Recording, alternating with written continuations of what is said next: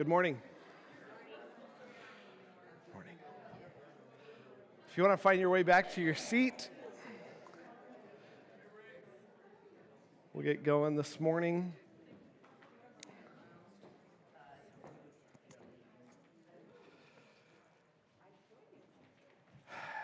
So, we had a good weekend last weekend, and it sounded like you guys had a good weekend last weekend. I haven't had a chance yet to hear Steve share, but I heard it was great, so I definitely want to hear it. We were gone, if you hadn't heard, at my mom's 70th birthday. We were celebrating her 70th birthday, and we had a good weekend on the Oregon coast, like northwest Oregon coast there. Beautiful. It's always amazing to me. You know, when we were in San Diego, we lived on the coast, and I mean, we didn't live right on the coast, but near the coast. And every time I go out to the ocean, it's just one of those things. I don't know if anybody else experiences this, but I just stand there and I think of God immediately. You know, it's just I just look at the power and the beauty, and it just makes me think of who God is, right? And His creativity and His power, I had a couple of those moments this last weekend thinking about that. Well, and actually, I wasn't really going to connect this, but I guess we could connect it. That power can be both a very exciting and wonderful thing when it's turned toward us in love and mercy and grace. But it can be a very terrifying thing if it's turned on us in wrath, right? And we've been sitting in this wrath of God in Amos for a few weeks now. We started with this verse in Amos 1:2 that says, Yahweh roars from Zion, and from Jerusalem He utters His voice. And the shepherd's pasture grounds mourn, and the summit of Carmel dries up. It's this picture right from the beginning. This is the first part of the prophecy where Yahweh is standing in Jerusalem, looking north at the northern kingdom of Israel, and yelling angrily at them. Like a lion roars, He's roaring at them, and He roars all the way to the top of the northern kingdom. He's angry, He's mad, and He is wrathful. He's going to actually act out of His anger and His wrath. And this is not a picture we love to see of God, but it is an accurate picture of who our God is, a part of our God's character. And so, as we talked about from the beginning, this is really all about, my heart for this study is that we get a fuller picture of who our God is, a complete picture of who our God is. Because a lot of times I think we tend to overemphasize and over-focus on His grace and His mercy and His kindness, which those things are wonderful things to focus on, and very true of who He is. But in doing so, I think sometimes we downplay His justice and His wrath and His anger, which He has toward mankind, which He has toward all of mankind. And I'm convinced that we can't fully understand His grace and His mercy and His kindness if we don't understand His wrath and His anger, because we are completely deserving of His wrath and His anger. And we're going to look at some uncomfortable things today. We've been looking at uncomfortable things. And northern Israel or the northern kingdom of Israel was completely deserving of God's anger and His wrath. It is completely just. And in fact, I called this series Unapologetic Justice because if you read through what we've been reading through and through the rest of it, at no point is Yahweh going, well, sorry that I have to do this, but never. He's like, I'm doing what's right. And what's right is to act out of my righteous anger toward you and righteous wrath toward you and punish you for what you have done. And this is our God. And we need to know this part of our God. And we need to understand this part of our God if we really want to know who He is. So let me pray for us and we'll get into what we're looking at today. Lord, we do just want to know You. Help us to approach your throne this morning and just take a wide-eyed view of who you are, of your character. And even though these things make us uncomfortable, these things make me uncomfortable, we want to see them for what they are and see you for who you are. Help us not to downplay these moments and these words that you're going to speak this morning. Help us to fully embrace every aspect of who you are, including this judgment and this justice aspect of who you are. Lord, help us to actually see that your justice and your wrath and your anger is out of your goodness. It's actually good that you are that kind of a God, that you punish wrongdoing, that it would be evil for you not to. And so you choose to punish wrongdoing. You're choosing to punish the wrongdoing, and this is obviously in the past. You chose to punish wrongdoing in the past.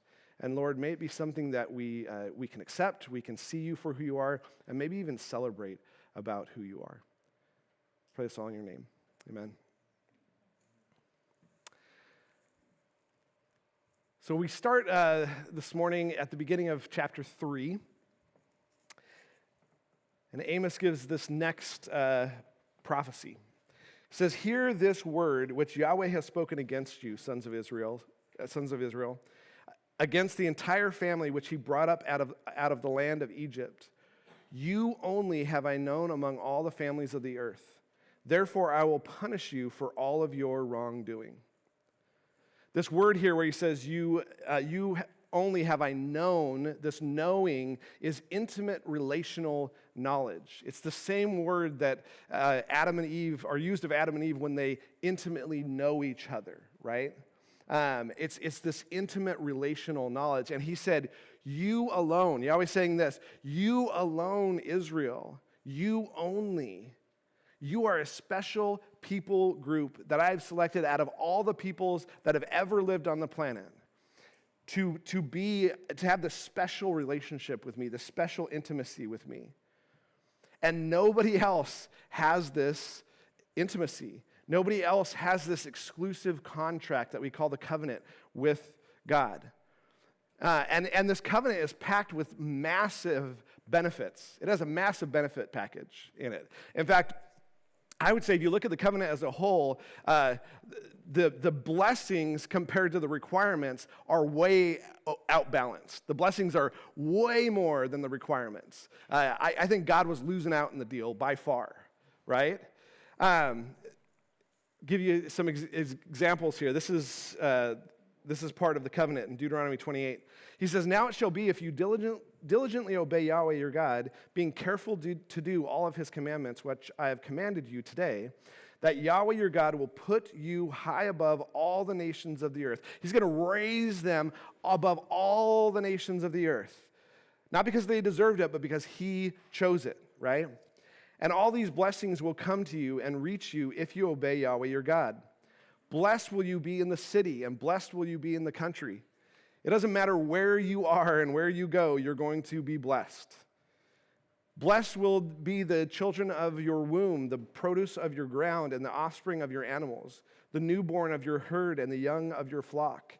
In a world where the infant and child mortality rate was very high, yours, Israel, will be low, very, very low. In a world in which providing for your family was really, really hard and difficult, and there was so much uncertainty about whether you'd be able to provide for your family or not, your fields will always produce. Your animals will always be plentiful. What blessing is that, right? Verse 5, he says, "Blessed will be your basket and your kneading bowl." In a world where, again, you don't know where your next meal is coming from, your pantry is always going to be full of food. Always. Famine was a common thing in the ancient Near East. And it was always, even if it didn't happen to you, you know it was happening to other nations around you, and you were just waiting for the other shoe to fall, right? Like, it's probably going to happen to us at some point where we're going to have famine, and that means we're all going to starve to death, but I hope it doesn't happen, right? And Yahweh's saying, nope, famine's never going to come to you. Never. You stay in the covenant, famine will never occur in Israel. What a blessing. Verse 6, he says, blessed will you be when you come in, and blessed will you be when you go out. Whatever you work at in your day will be profitable and a blessing to you. I don't know about you, but one of my personality quirks is that I hate working hard at something and then it coming to nothing. Anybody have that? Like you put all this work in and it really comes to nothing. That's one of my biggest, like, it grates on me. I remember when I was in my early 20s, Melissa and I were going through a hard time financially, and our church were supporting us by giving me a little bit of work at the church. And they were having me dig this footing for this new part of the youth building that was going to be there. And it was just me, and I'm with a shovel, and I'm digging this footing all day, every day for like a week. And I feel like I'm getting nowhere. I really was probably not getting much of anywhere. But I'm digging, and I'm digging, and I'm trying to dig, and I dig around, but it's not really square the way it needs to be. It's not as deep as it needs to be. And finally, they're like, thanks, Nate, good job. I remember his name was Steve. He came and gave me a pat on the back. Thanks for doing all this work. And I know in his mind, he's like, what has this kid been doing all week, Because it just didn't look like I did much. And then he comes in the next morning with a backhoe and digs the footing like in an hour. And I'm like, what did I do? I did nothing. It was wasted. But I appreciated that they were supporting us as a family, right? He's like, that's never going to happen. Your work will always be productive every day. What a blessing. He goes on, Yahweh will cause your enemies who rise up against you to be defeated by you. They will go out against you one way and will flee at your presence 7 ways. In a very, very dangerous world, you got to understand the ancient Near East was a very dangerous world where clans and factions were fighting all of the time. You got to imagine, like, as these famines and these shortages were happening all over the place, well, people would come in and try to take from others because they didn't want their family to starve. So I'm going to make your family starve by stealing all of your stuff, right? And so there was warring all the time. It sort of makes me think of like Mad Max. You guys ever watched Mad Max? Like, it was this thing where there was limited resources and everybody was like battling all the time, right? And he says, you know what? When those raids come in, they will never win. Not once. You'll always win. Your enemies will never win against you. In fact, they will flee in any way they can get away from you because you'll be so strong against them. What a blessing. He goes on, Yahweh will command the blessing for you in your barns and in everything that you put your hand to, and he will bless you in the land that Yahweh your God is giving you. Yahweh will establish you as a holy people to himself, as he swore to you, if you keep the commandments of Yahweh your God and walk in his ways. So all the peoples of the earth will see that you are called by the name of Yahweh, and they will be afraid of you. Can you imagine, like, all of this stuff going on for them, all these blessings? Like, word's going to get around. Like, we better not raid those guys because we're going to lose every time, right? And Yahweh will give you more than enough prosperity, verse 11, in the children of your womb, in the offspring of your livestock, in the produce of your ground, in the land which Yahweh swore to your fathers to give them. You'll have more than enough all the time in a world that there was never enough. Yahweh will open for you his good storehouse, the heavens, to give you rain to your land in its season and to bless every work of your hand. And you will lend to many nations, but you will not borrow. You won't need to borrow anything. They'll borrow from you. And Yahweh will make you the head and not the tail. You will only be above and not underneath. If you listen to the commandments of Yahweh your God, which I am commanding you today, to follow them carefully, and do not turn aside from any of the words which I am commanding you today to the right or the left to pursue other gods to serve them. He's promising them everything that they need for the good life. You'll be respected by everyone because they'll see your blessing. And in turn, everyone will praise the name of the God of the universe, of Yahweh, because they'll see the blessing in you. They'll connect that. In a world that we don't actually really connect that very often, right? We don't connect any sort of blessing somebody has. Nobody looks at Jeff Bezos and goes, man, what a great God he has, right? We don't make those connections, right? But in their world, they always made those connections.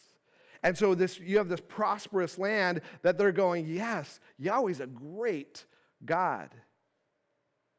And many would follow the one true God because they have heard about this people, right?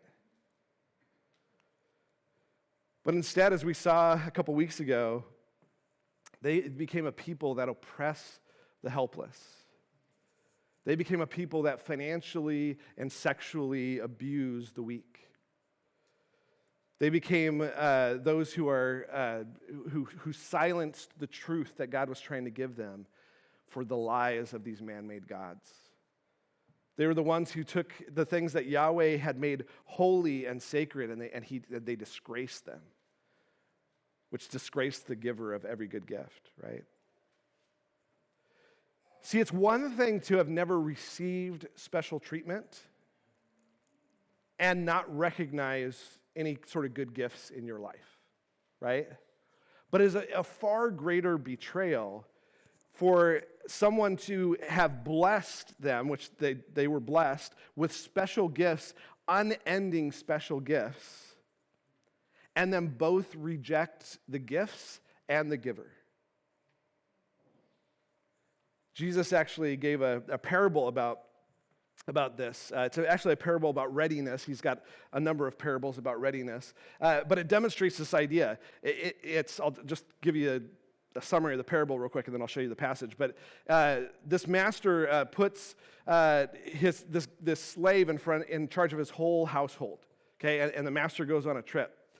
And that slave decides that because the master's not around, that he doesn't need to work very hard, that he can ignore whatever the master wanted, that he can mistreat the other slaves. And the master actually comes back early and surprises this slave. Now, how do you think it's going to go for that slave? Not good, right? And he ends this parable with this principle that I think is very appropriate for what we're talking about. He says, "And that slave who knew his master's will and did not get ready or act in accordance with his will receive many blows. But the one who did not know it and committed acts deserving of a beating will receive only a few blows. From everyone who has been given much, much will be demanded.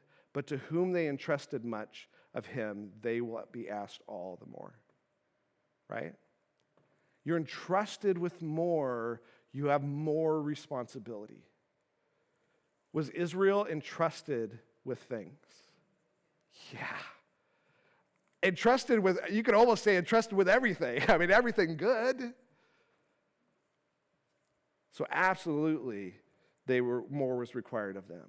Sure, Aram and Philistia and Phoenicia and Edom and Ammon and Moab, they deserved the justice they were getting, 100%, right? We talked about that. They deserved it for their behavior, right? But Israel knew better.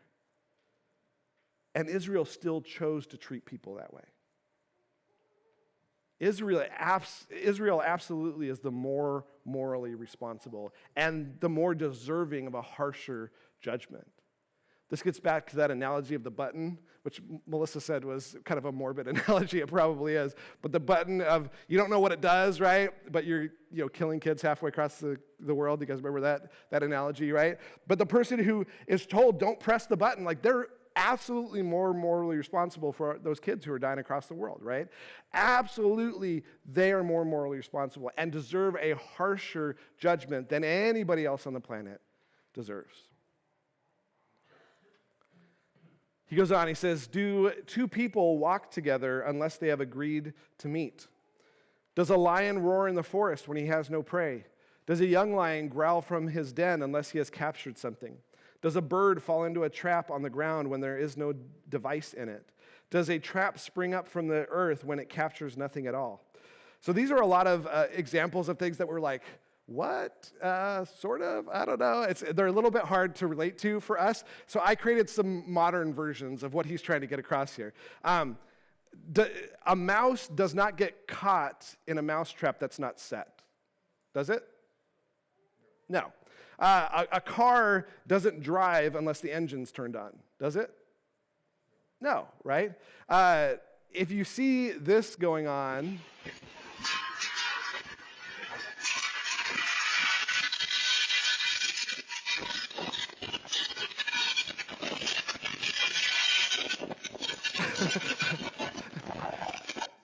right? We know what caused that, right? What is it? Wind. That doesn't happen with no wind, right? That's the example, okay? He's like, there are things that happen. There are things that happen that you know what the cause is. You see the effect, you know what the cause is, right?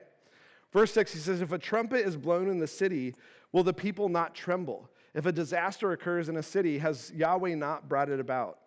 When the air raid sirens go off in Israel right now, do people respond to that? Yeah, they go look for cover, right? They're afraid. They know something's going down, and they need to go be protected, right? And they should be scared. It's appropriate for them to be scared. That's the way it works. The point of all this is that when you see this effect, there's definitely a cause that brings about that effect. That if the cause didn't exist, the effect wouldn't exist, right? Now he gives his point, like what he was setting up right here. Certainly Yahweh God does nothing unless he reveals his secret plan to his servants, the prophets. A lion has roared, who will not fear? Yahweh God has spoken, who can do anything but prophesy? He's saying we should not be surprised, when a set mousetrap snaps on the mouse, right? We should not be surprised when we hear a roaring lion and then later we drive by and see a zebra in its mouth, right? That makes sense. It should be absolutely no surprise at all to Israel that justice is coming for them. And actually, he's saying there's no turning back now.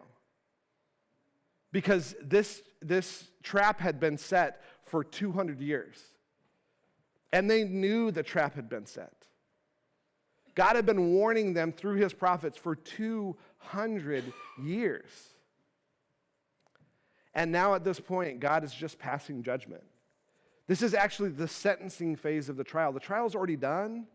They've already been found guilty, right? The only thing to do at this point is to listen to what the punishment is, because there's no turning back. The point on your handout, if you want to fill it in, is Israel knew of God's will for 500 years and had been warned about the consequences of their behavior for 200 years. So what was coming from them was neither a surprise nor in any way unjust. Israel knew of God's will for 500 years and had been warning about the consequences of their behavior for 200 years. So what was coming for them was neither a surprise nor in any way unjust. This reminds me of a parenting principle that we've talked to parents about, which is that sometimes in parenting, it's easy to just respond to something that a child is doing and punish them right away for the thing that they're doing.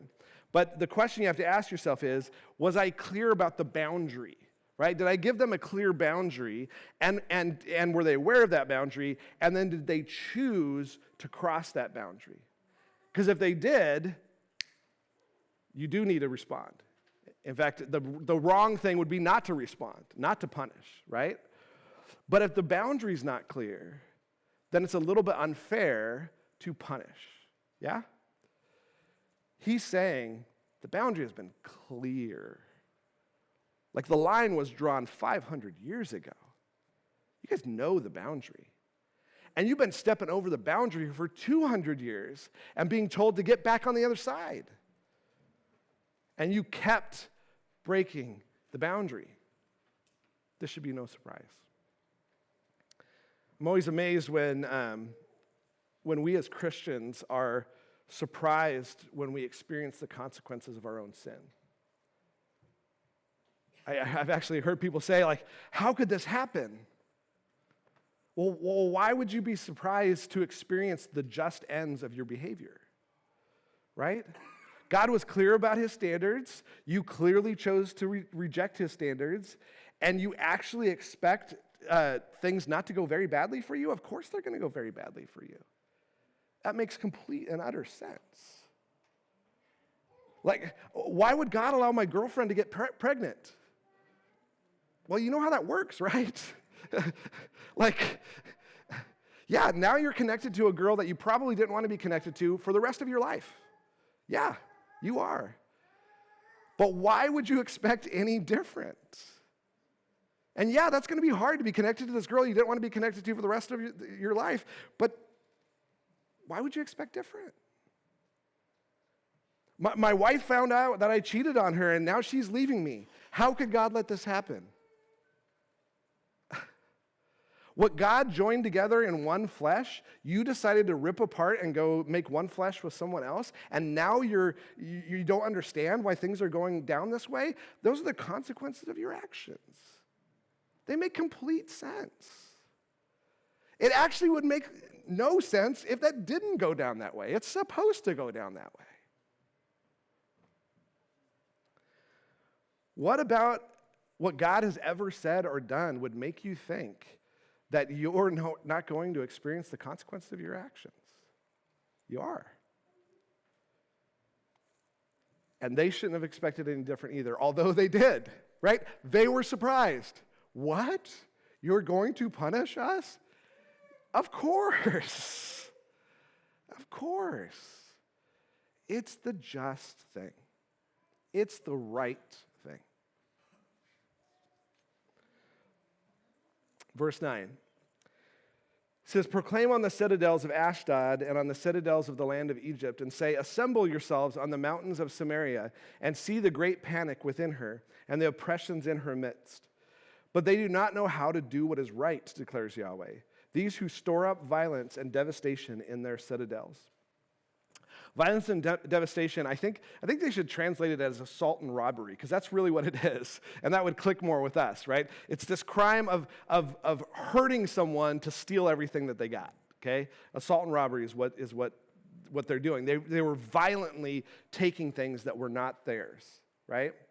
And what's interesting is he creates this picture here of inviting the powers that be from Ashdod, which is Philistia, which is this nation underneath the graphic there, Philistia, and the leaders from Egypt to come and witness what's going on in Israel, and to view the injustice and the oppression there. The funny thing is, both Philistia and Egypt had a long track record of oppressing the poor and the weak in their nations. So he's actually saying, like, come, you guys who have a long history of this and are well known for oppressing people, come and look at this. You'll be shocked, right? It's like saying, hey, Kim Jong-un of North Korea, yeah, you've like starved people to death and forcefully like tortured people and enslaved them and, executed a lot of your own people, especially the ones who try to leave, like you execute them and stuff, right? But hey, come check Israel out. Like, you'll be shocked. You'll blush at what you see here. Right? So bad. So bad. He says they don't do what's right. They don't know how to do what's right. They had lost their sense of how to do right. I don't know if you've known people like this, but I've known people who are so far down the road of choosing the bad thing that they don't even understand any of the benefits of doing the good thing, so they just never do.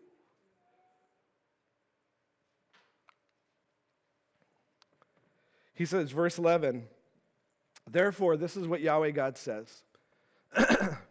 An enemy, one surrounding the land, will take down your fortifications from you, and your citadels will be looted. So we're getting a little new information here that Amos hadn't shared before, that Yahweh hadn't shared through Amos before. That it's actually someone in the neighborhood that's going to do all of this judgment to them. That's going to destroy their defenses and raid their wealth that they actually stole from the poor anyway. But and we know from history, although they're not named here, that neighbor is the Assyrian Empire. Okay, they're real close.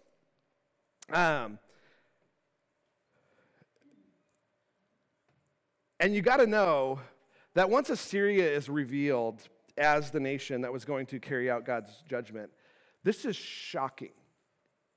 Because Assyria was terrible. Terrible. They committed plenty of war crimes. themselves. And so definitely the Israelites had to have been thinking, not us. Like, not us. We're God's people.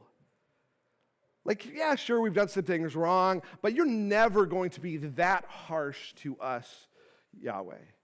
We're your people. We get a pass. And I've got to admit, this is not a one-to-one correlation because we are not under the old covenant, we're under the new covenant, right?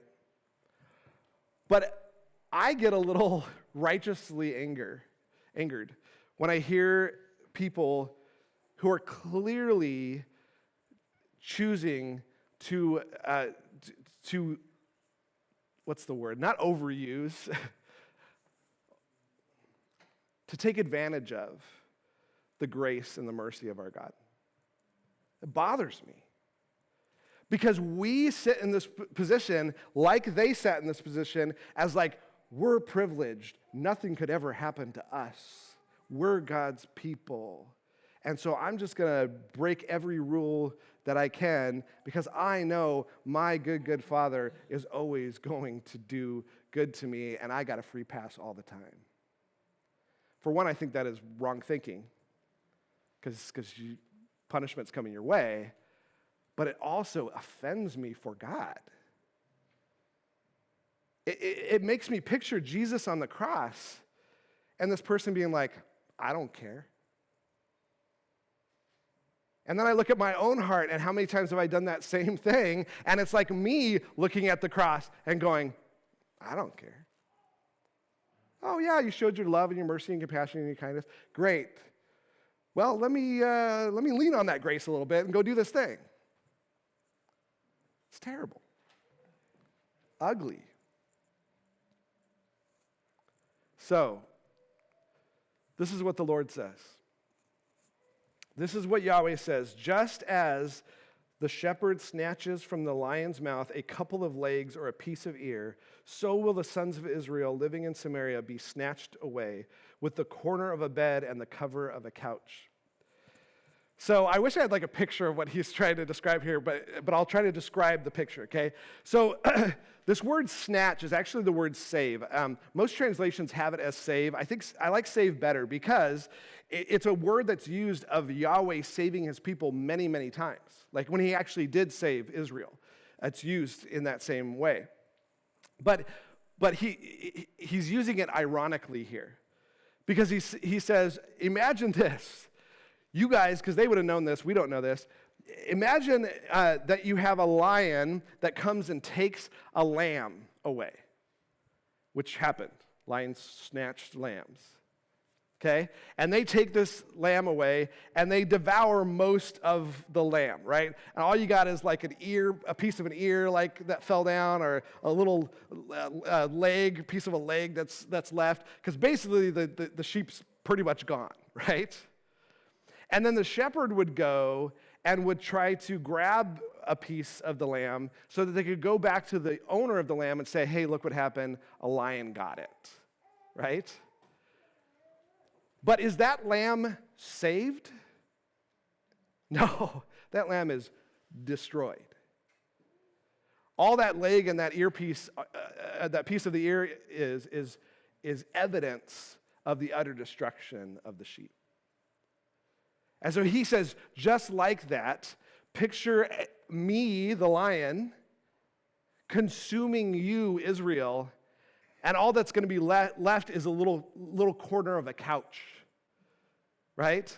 Or a little corner of a bed. All these like luxurious things that you have in your home because you oppress the poor to enrich yourself, all that's going to be left is pieces of your wealth. Destroyed. Something like this, go enjoy your mansion. Destruction, utter destruction. He goes on, verse 13, says, hear and testify against the house of Jacob. Jacob is Israel. Declares Yahweh God, the God of armies. For on the day that I punish Israel's offenses, I will also punish the altars of Bethel. The horns of the altar will be cut off and will fall to the ground. I will also strike the winter house together with the summer house. The houses of ivory will also perish, and the great houses will come to an end, declares Yahweh. When this prophecy comes to pass, your houses of worship that you built in my name will be destroyed. Your beautiful mansions that you built of ivory and just these beautifully opulent houses will all be destroyed, will be leveled. He says the horns of the altar will be cut off, which is a significant statement because in northern Israel, if a fugitive was running away from his captors, those who were wanting to obtain justice for this guy, and that person ran in and grabbed the horns of the bull on the altar, then they would get asylum. They wouldn't be punished, right? He's like, you're going to run to grab on the horns won't be there. You're destroyed. There's going to be no mercy for you. There's going to be no asylum for you.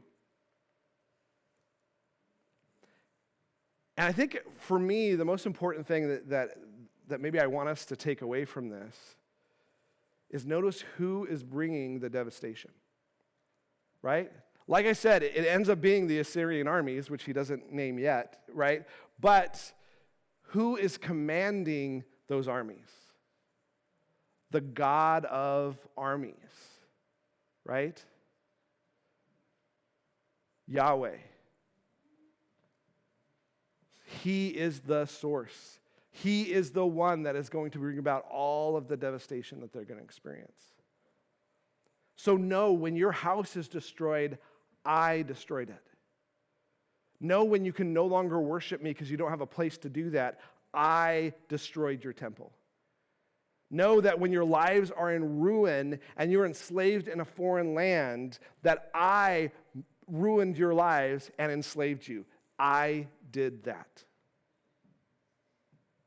And while that might be hard for us to swallow, we need to remember that it's just, that it's fair, that it's deserved, that it's actually out of the goodness of our God that he acts justly.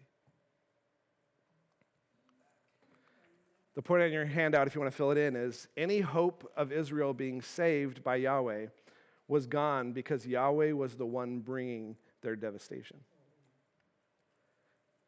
Any hope of Israel being saved by Yahweh was gone because Yahweh was the one bringing their devastation.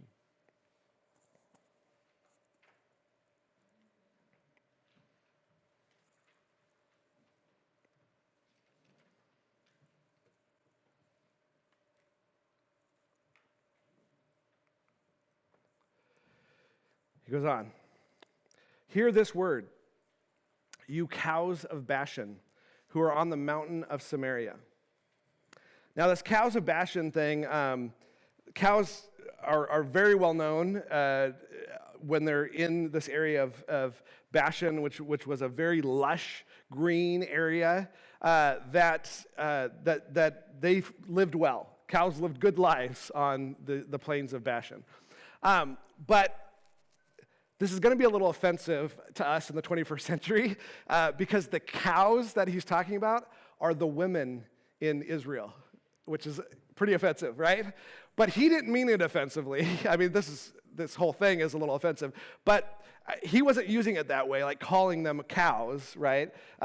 His intention was just to say, hey, you that have been well fed on lush plains, right? You've been living it up, right? Hear this. You exploited the poor. You oppress the needy and say to their husbands, bring now that we may drink. He's moving on to the wives of these oppressors of much of Israel, that they were partners in oppression. They were partners in the oppressing of the poor and the needy. And it may have been the men who were doing like the direct oppressing, right? but their wives were condoning it and even directing it. Hey, I'm really thirsty. Go get me some wine from some helpless dude on the street, right? Like they were completely complicit in it. It makes me kind of think of mobsters, that mobsters' wives were living it up, right? And most of those wives were, focused on raising their families, but they weren't the ones out there selling drugs or, murdering people or threatening people. But they knew full well what their husbands were doing. They knew full well where their mansions came from. They knew full well where their mink coats came from, where they were stolen from. Right? They knew full well when they made a beautiful dinner, which butcher their husbands had gone and intimidated to steal the meat from them. Right? They knew that. So were they morally complicit? 100%. I actually think they should have been punished more than they were. They were completely complicit.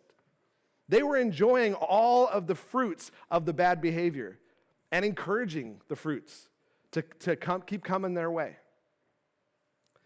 In the same way, he says this, verse 2, Yahweh God has sworn by his holiness, for behold, the days are coming upon you when they will take you away with meat hooks, and the last of you with fish hooks, and you will go out through the holes in the walls, one in front of the other, and you will be hurled to Harmon, declares Yahweh. Yahweh swears by his own holy nature. Does God's nature ever change? Does not. He's like, by my holy nature, this is an unchangeable reality. You are going to be, your fate is sealed. You are going to be taken away with meat hooks and fish hooks. I think those things are figurative, but they sound violent, don't they? I mean, they're really, violent. But it's kind of the idea of like when a fisherman grabs a fish and then holds it up and they get a picture or whatever, like that fish is cooked, right? Is done. That's the illustration here. And the walls of protection around your city will have so many holes in them that the invaders won't have to take you out through the front gate. They can take you out any hole they find because they're going to be all around. You have no security. Verse 4, he says, enter Bethel and do wrong. In Gilgal, multiply wrongdoing. Bring your sacrifices every morning, your tithes every 3 days. Offer a thanksgiving offering also from that which is leavened, and proclaim voluntary offerings, make them known.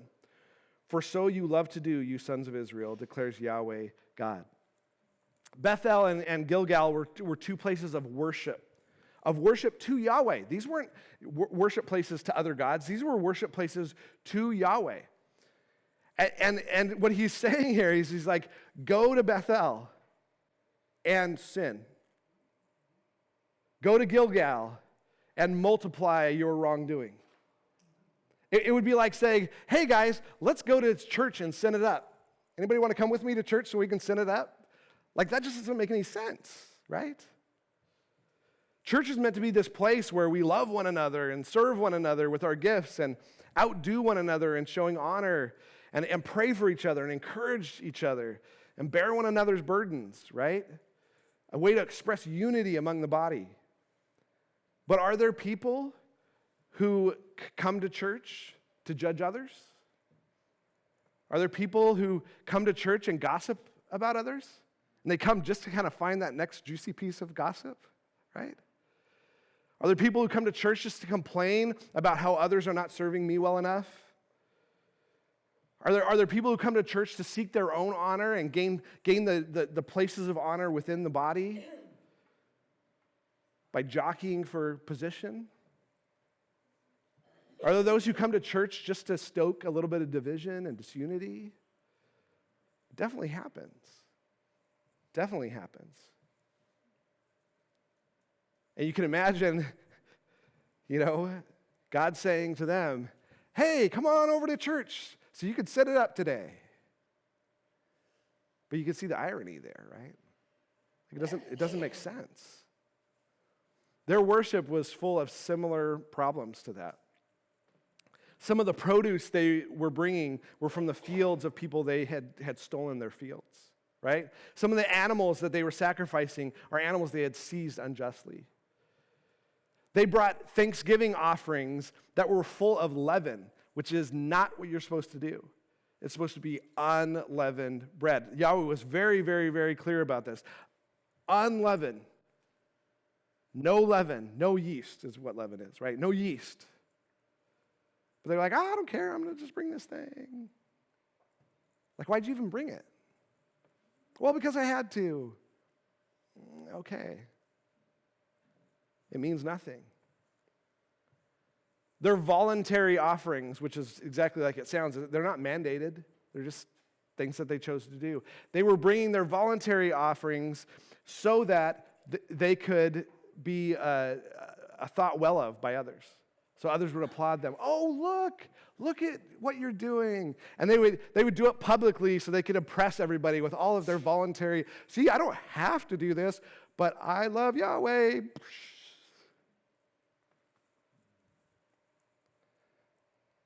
All of these things were a disgusting way to act in a place that was meant to honor Yahweh, honor God.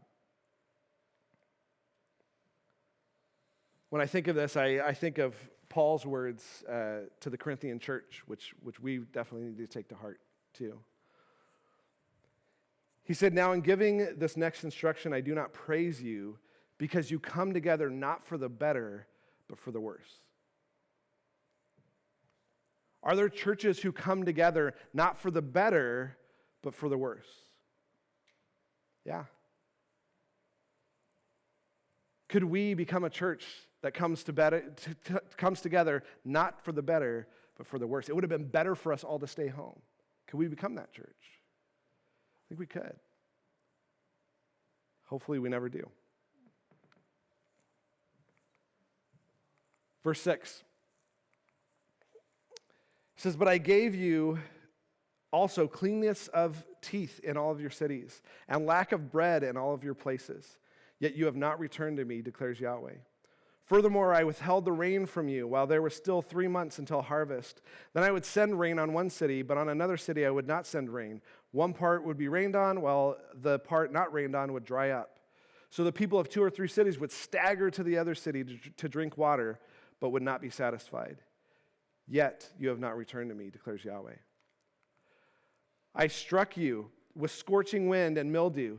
The caterpillar was devouring your many gardens and vineyards, fig trees and olive trees, yet you have not returned to me, declares Yahweh. I sent a plague among you as in Egypt. I killed your young men with the sword, along with your captured horses, and I made the stench of your camp rise up in your nostrils, yet you have not returned to me, declares Yahweh. I overthrew you as God overthrew Sodom and Gomorrah, and you were like a log snatched from a fire, all charred and burned, right? Yet you have not returned to me, declares Yahweh. This is a long list of ways God had been punishing them for their behavior for years, for decades, for centuries. And again, as we're trying to understand who our God is, trying to get a better picture of who our God is, we need to ask ourselves when reading this, who caused all of this calamity? Yahweh did. Right? I gave. I withheld. I would not send rain. I struck you. I sent a plague. I killed your boys. I overthrew you. It was me. I did that. We sometimes have this perception, again, that God will never cause pain or destruction. He does cause pain and destruction. He will cause pain and destruction. And it will always be just and right and good. Always. Now, having said that, I have a real problem with people who speak for God and who say, hey, look at what's happening in Florida. That's because of some sin there. You don't get to decide that. Really bothered me, I grew up in the 80s. It really bothered me when people were like, yeah, AIDS is God's punishment on people's sexual immorality. How do you know that? You don't know that. You don't get to say that. But for you, if God is trying to get your attention, pay attention. Right? He's been trying to get these guys' attention for a couple hundred years, and they're not paying attention.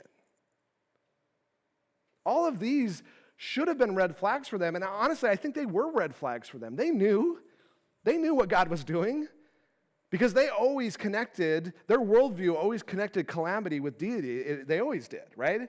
So they'd been like, yeah, Yahweh's doing this to us. Well, pay attention, right? Respond. God's word was very clear that this was going to happen if you did not stay in covenant. You're not in covenant. Now these things are happening. Pay attention. In fact, all of these things, this whole list, are things given in Leviticus 26 and Deuteronomy 28 and 29 that are a list of things that God said he would do if they didn't stay in covenant. Like, he listed all of this stuff. He promised famine and drought and loss of crops and plagues and military losses and destruction of cities by fire. All of those things are listed in this list. He's like, I've been trying to tell you, and you're not listening. And keep in mind, this whole list, and it's a tough list, right?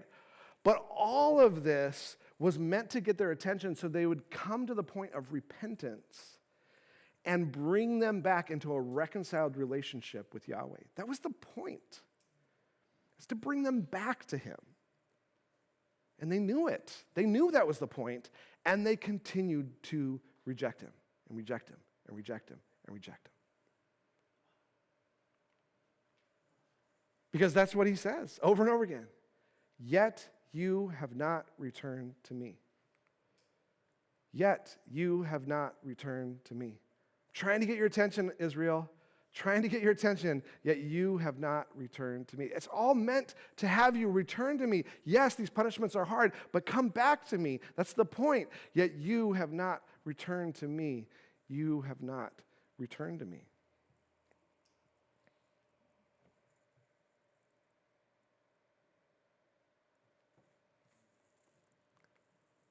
And so, we're in the sentencing phase now. Therefore, I will do to you, Israel, because I will do this to you, prepare to meet your God, Israel. For behold, he who forms mountains and creates the wind and declares to a person what are his thoughts, he who makes dawn into darkness and treads on the high places of the earth, Yahweh, God of armies, is his name. Therefore, because Israel had resisted Yahweh time and time again, and they had continued in their sinful rebellion, and they continued to crush the weak and the vulnerable, he says, prepare to meet your Maker. Which sounds good to me, right? But it wasn't good for them. The one who has unimaginable power, the one who created every mountain.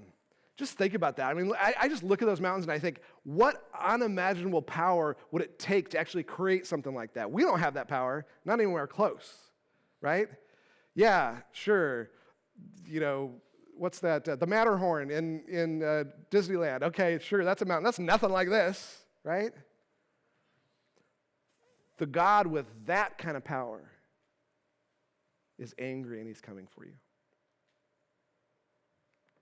The God who created what caused this, right, is coming for you. The God who can turn light into darkness at a snap of his fingers is going to turn your wonderful life into a horrible wreck. The high places that are mentioned here were usually places to be safe and secure. And in fact, a lot of times cities were built on high places because it's hard to fight. For humans, it's hard for humans to fight uphill. It's still the way military strategy works, right? You don't want to be fighting uphill. And so people would plant themselves on high places so that they would be better defended. And he's like, yeah, I'm the God who can just step on every high place in an instant and with no problem. You have no protection there. God has made his thoughts known. You've rejected his thoughts for your own thoughts, and his wrath is coming for you. Good luck. Point on your handout if you want to fill it in is Yahweh had repeatedly tried to warn Israel of where the path they were on would lead, but they chose to completely ignore him. Yahweh had repeatedly tried to warn Israel for where the path they were on would lead, but they chose to completely ignore him.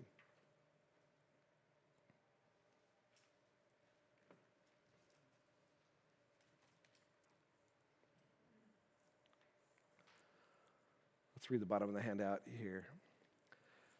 God has been sharing his will with his people from the very beginning. And from the beginning, we humans always seem to be shocked when we choose our own way and it goes badly. God has been reaching out to his people through the prophets and calamity for 200 years, and they were willfully ignoring his ways and oppressing those made in his image.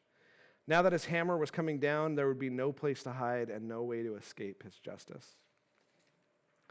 God has been sharing his will with us. How are you responding to his truth? Are you fully aware of his will in a certain area of your life and rejecting it for your own ways? Has he been trying to get your attention and you've been choosing to ignore him? Now is the time to repent. He's waiting with open arms. 1 Corinthians 11 says, "For this reason, many among you are weak and sick, and a number are asleep," which means you've died. "But if we judged ourselves rightly, we would not be judged. But when we are judged, we are disciplined by the Lord, so that we will not be condemned along with the world." May we not be condemned along with the world. Let me pray for us. Lord, I think I say this every week. It's tough. These things are hard. These truths are about how you acted, how you spoke, are hard to listen to, are hard to rally around. There's nothing really to rally around. But Lord, we know that it's just and right. We know that you did the right thing, that your anger was just anger, and your wrath was rightly poured out on Israel. Lord, may we look at their example and just know that this is the God you are, that you are a God who is not hesitant to act in anger when it's right and it's just. May we just understand that part of your character, and may we turn that around and just be so thankful that your wrath was diverted from us to Christ. What a blessing. What an immense blessing that we can't even begin to understand. Lord, help us to know you more deeply, and cling to you, and cling to your ways, and cling to your truth. Pray this all in your name. Amen.